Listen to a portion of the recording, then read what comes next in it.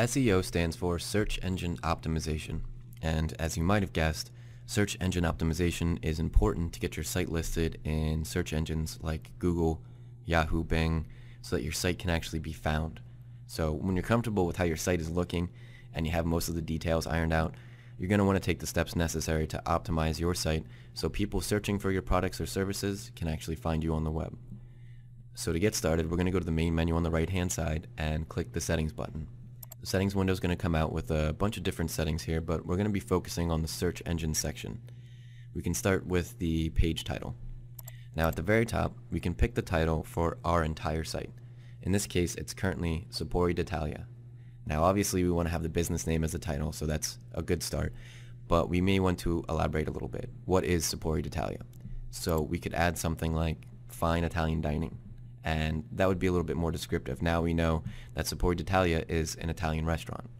Now all of the pages will automatically have the main title, in this case Sapori d'Italia - fine Italian dining, as well as the page name for each page title. So unless we make a change, the title for the menu page on this site would be menu Sapori d'Italia fine Italian dining. And this is descriptive enough for most, but you could also type in your own page title for each and every page on your site if you really wanted to. So if for the menu page we typed out Sapori d'Italia menu, then only what we typed in this box would become the title for that page. It wouldn't have Sapori d'Italia fine Italian dining in it anymore because we wrote our own custom page title. But you don't want to get too crazy with the page titles because we want them to be short and to the point. So most should focus on the main title and leave the page titles blank so the default naming scheme is used. That should work just fine for most. If you really want to put your own page titles, that's fine as well. We do have to go down and click the save button to save our changes, and when we get the notice that they were saved, we can click the back button. So next we're going to move on to the page description. Now the page description does not directly affect how your website will rank in search engine results, but it is still useful. So whether you leave this section totally blank or add descriptions for each and every page, your page ranking likely won't change. But let me show you why it is still useful. I'm going to open up another tab here. I'm going to go to Google and let's just search for Google Voice. And we'll see that the link for Google Voice is at the top, but that's irrelevant what position it's in because what we're going to focus on is the text underneath the URL here.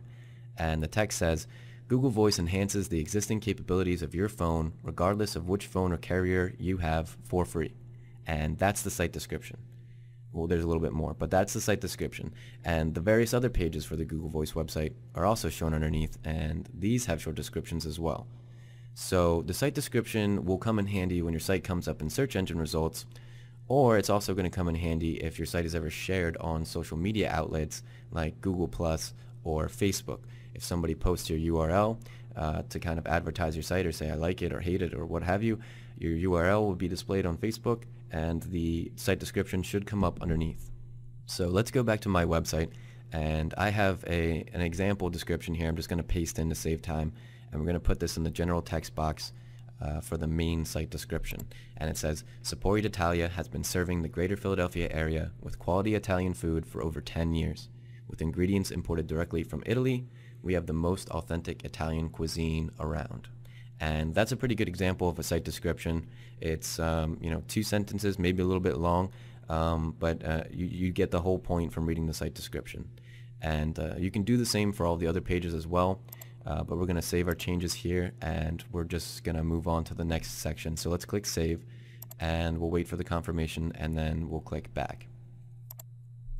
Last we have to focus on is the meta tags, which is probably the most important. This is where we're going to have to brainstorm keywords that we think people will be searching for to find a site like ours.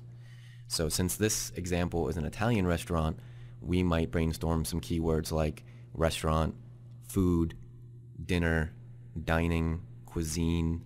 You can also pick word pairs or fragmented sentences as long as they have a comma in between them. So we can do fine Italian dining, Italian food, Wayne, PA. There's really no right or wrong choices here. Picking the right keywords to get your site listed on the first page or 2 of results is more like an art. It's going to take some trial and error until you can see what really helps and what hurts.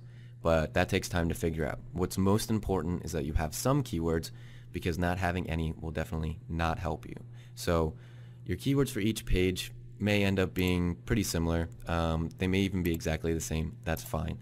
Take some time though to add keywords for every page, and also don't forget to click save at the bottom when you're done. And then once you've gone through and you've added all of this necessary data for all of the SEO options, your site should be on its way toward making a real presence online. Additional help can be found at faq.oneandone.com.